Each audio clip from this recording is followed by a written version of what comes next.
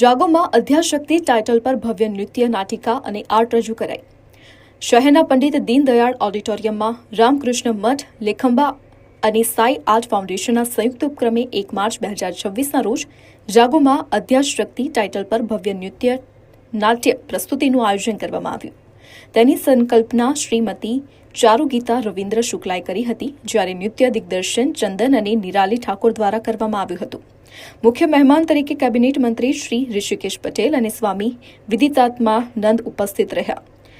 આબડન્સ પ્રસ્તુતિની સાથે મીનુ શુક્લા, તૃપ્તિ દવે, મનીષા મોદી, હેમાલી શાહ, ચિન્મય શુક્લા સહિતના કલાકારોએ પોતાના પોઈન્ટ ડિસ્પ્લે કર્યા હતા।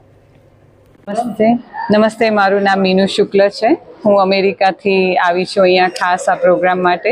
હું એક સંસ્થા ચલાવું છું, સાઈ આર્ટ્સ ફાઉન્ડેશન કરીને, અને અમારો ઉદ્દેશ્ય એ છે કે અમે આધ્યાત્મિક અને કલાને નો વારસો જાળવી રખાય એના માટે જેટલા બનતા પ્રયત્નો કરીએ એ કરવાનો પ્રયત્ન કરીએ છીએ। એમાં ખાસ અમે ખૂબ આભારી છે તૃપ્તિજી જેવા મહાન કલાકાર આ એક પ્રોગ્રામમાં જોડાયા, એ અમારા માટે ખૂબ જ ભાગ્યની વાત છે।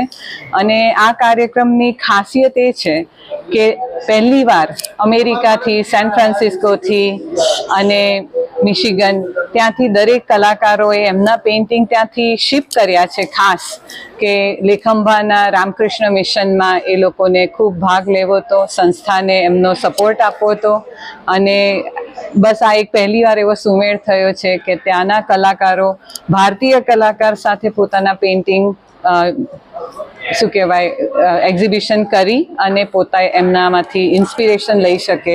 અને એમના માટે ખૂબ જ ભાગ્યની વાત છે કે આજે મનીષભાઈ મોદી, CNના પ્રિન્સિપલ, તૃપ્તિજી જેવા મહાન કલાકારોની સાથે એમનું પેઇન્ટિંગનું એક્ઝિબિશન થયું। આજે એમના માટે ખૂબ ગર્વની વાત છે ને એના માટે હું ખૂબ જ આભારી છું। ચારુગીતા રવિન્દ્ર શુક્લા આજે 20 વર્ષથી USA માયામી, ફ્લોરિડામાં ગીતા સ્કૂલ ઓફ ડાન્સ અને ગીતામૃતમ પરફોર્મિંગ આર્ટ્સ આ 2 સંસ્થાઓ મેં સ્થાપના કરી છે।